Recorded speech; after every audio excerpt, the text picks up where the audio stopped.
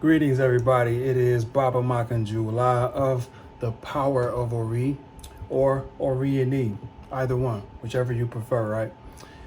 But I'm talking to my Ifa singles out there, but also the couples out there who may be having some challenges with either maintaining a relationship or building a new relationship. Starting over from scratch, the same old redundant issues keep occurring, the common thread between each person that we get within our life that seems to never change. Question we need to be asking ourselves is why? But the bigger question is, are you prepared to be the spouse that you desire to receive? You see, to me, Ifa is about change. Complete, utter change. We have to shift into the things that we desire. We have to get in alignment with the things that we desire. And if we desire this great spouse, the question is, are you a great spouse? That's the thing. Now, we're not talking about how we feel about something, you know what I mean? Our feelings really don't matter in the equation because feelings change. You can love me today and hate me tomorrow. Your feelings can change. You can hate me today and then love me tomorrow. Your feelings can change. But what's the reality of the situation, and what is the reality based upon? See, whatever spiritual practice you do, you believe in consistently, that should be your guideline of understanding. And if you're an Ifa practitioner or Ifa follower in any denomination of Ifa, are you going by what you feel is correct or what Ifa says is correct? And what I mean by correct, as far as the behavior patterns that you exhibit, the choices that you make in a spouse. We have to be what we desire to have at the end of the day. Any other way, it doesn't work. Now, we really can't go by, and this is a tough one here. This is a real tough one. We can't really go by what our experiences have been. We can't really go by completely by what our parents told us about it. Because let's be honest. We learned and have experienced a lot of things prior to coming to Ifa that were very dysfunctional. Our parents had very dysfunctional concepts of relationships. Let's be honest. Everything wasn't a Luther Vandross song. Okay? So, moving forward in a more contemporary fashion of understanding, we need to get to a space where we are, if we're going to do this thing that we call Ifa, and again, goes to anybody, whatever you're practicing, whatever you just think is the best spiritual walk for you, then I challenge everybody, especially including the people here that are like me that follows this Ifa thing. What is your selection of a spouse based upon? Is it based upon what you want for them or from them, or is it based upon the characteristics and character traits that are suggested by Ifa for all of us to follow? And if we're living that trait ourselves, then we can only expect to attract that trait. But if we're not living those traits, then how can we expect to get all this great array of an Aya or an Oko? It's time to be realistic. So we're going to do this whole love and happiness thing coming up on the 31st of July. It's called Love and Happiness Beyond the Rings. We're going to go beyond the expectations of a ring and a ceremony and a marriage and a wedding. We're going to go beyond that.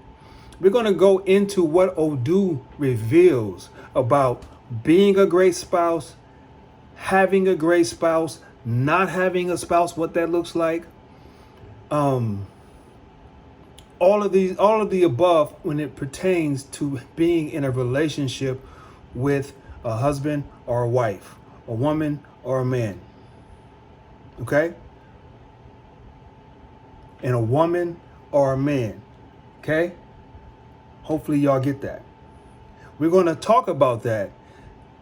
Odu related, not what Baba Ma can do a lot, because I don't go by my experiences. My experiences were crazy, so I don't really go by my experiences anymore. I only go by what Ifa teaches, and I try to do my best to apply that. And that's what I'm going to be revealing in the Love and Happiness Beyond the Rings presentation on July 31st. Please, if you're a follower of Ifa, number one, please.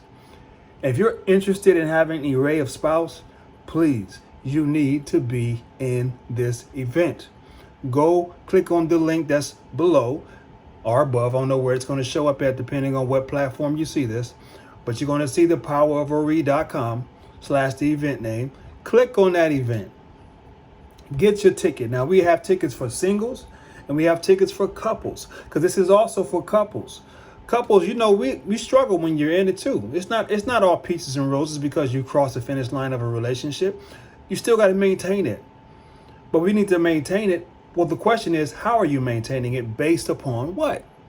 Are we basing our maintenance of a relationship based upon our own understanding, or versus the understanding of what we decided to follow, which is Ifa?